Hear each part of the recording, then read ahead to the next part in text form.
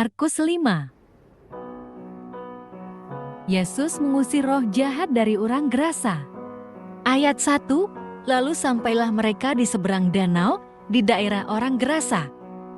Ayat 2, baru saja Yesus turun dari perahu, datanglah seorang yang kerasukan roh jahat dari pekuburan menemui dia. Ayat 3, orang itu tinggal di sana dan tidak ada seorang pun lagi yang sanggup mengikatnya, sekalipun dengan rantai. Ayat 4, karena sudah sering ia dibelenggu dan dirantai, tetapi rantai itu diputuskannya dan belenggu itu dipatahkannya, sehingga tidak ada seorang pun yang cukup kuat untuk menjinakkannya. Ayat 5, siang malam ia berkeliaran di pekuburan dan di bukit-bukit sambil berteriak-teriak dan memukuli dirinya dengan batu. Ayat 6, ketika ia melihat Yesus dari jauh, berlarilah ia mendapatkannya, lalu menyembahnya. Ayat 7, dan dengan keras ia berteriak, "Apa urusanmu dengan aku, hai Yesus, Anak Allah yang Maha Tinggi? Demi Allah, jangan siksa aku." Ayat 8, karena sebelumnya Yesus mengatakan kepadanya, "Hai engkau roh jahat, keluar dari orang ini." Ayat 9, kemudian ia bertanya kepada orang itu, "Siapa namamu?" Jawabnya, "Namaku Legian, karena kami banyak." Ayat 10, ia memohon dengan sangat supaya Yesus jangan mengusir mereka keluar dari daerah itu. Ayat 11, di lereng bukit itu banyak sekali babi sedang mencari makan. Ayat 12, lalu roh-roh itu meminta kepadanya, "Suruhlah kami pindah ke dalam babi-babi itu, biarkanlah kami memasukinya." Ayat 13, Yesus mengabulkan permintaan mereka, lalu keluarlah roh-roh jahat itu dan merasuki babi-babi itu. Kawanan babi yang kira-kira 2.000 jumlahnya itu terjun dari tebing yang curam ke dalam danau dan mati lemas di dalamnya.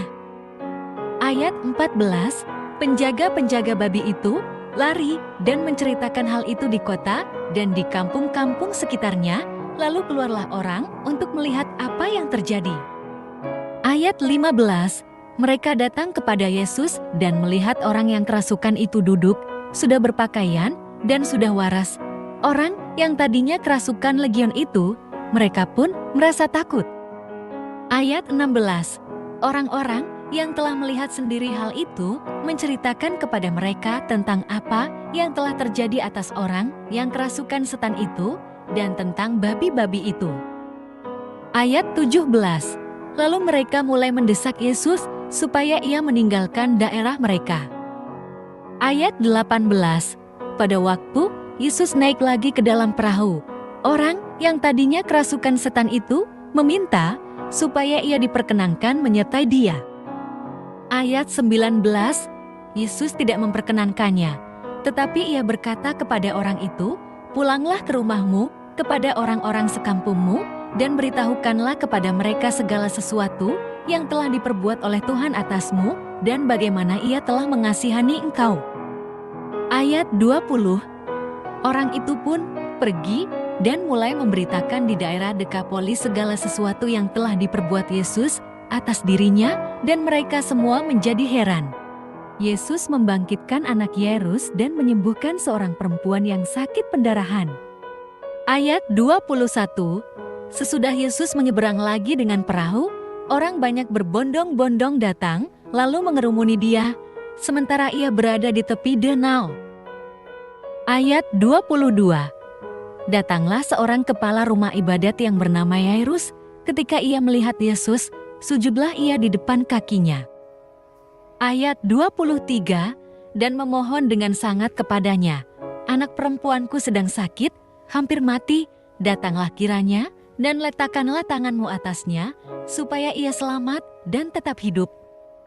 Ayat 24, lalu pergilah Yesus dengan orang itu.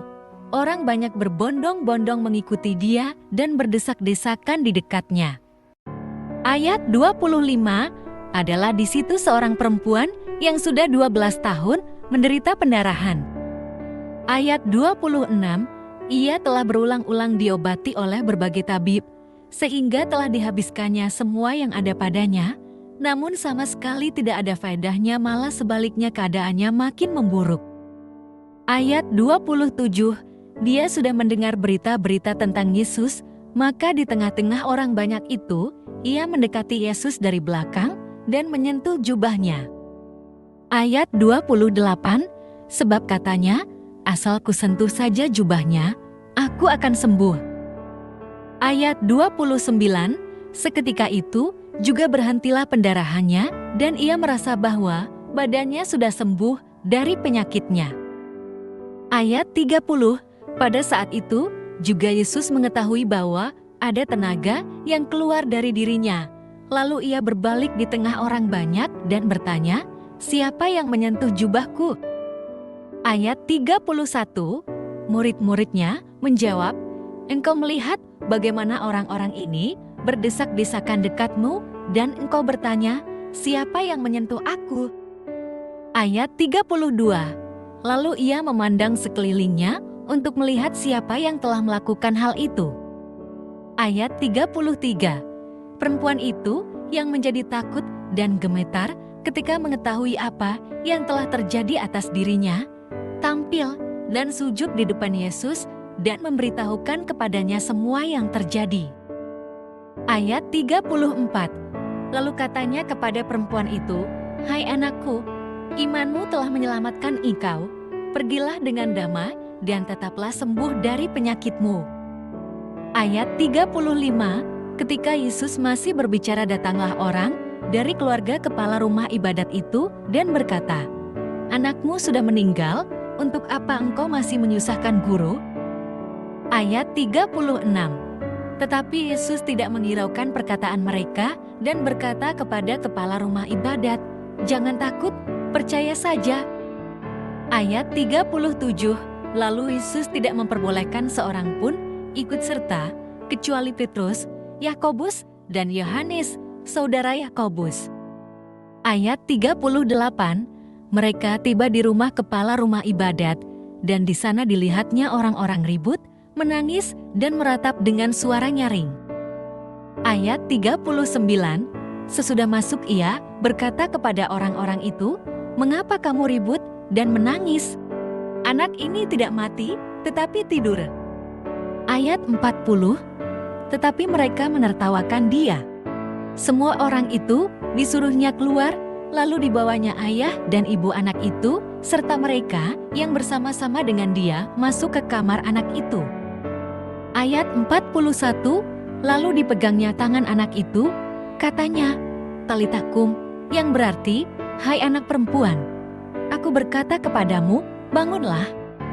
Ayat 42, seketika itu juga anak itu bangkit berdiri dan berjalan, sebab umurnya sudah 12 tahun, semua orang yang hadir sangat takjub.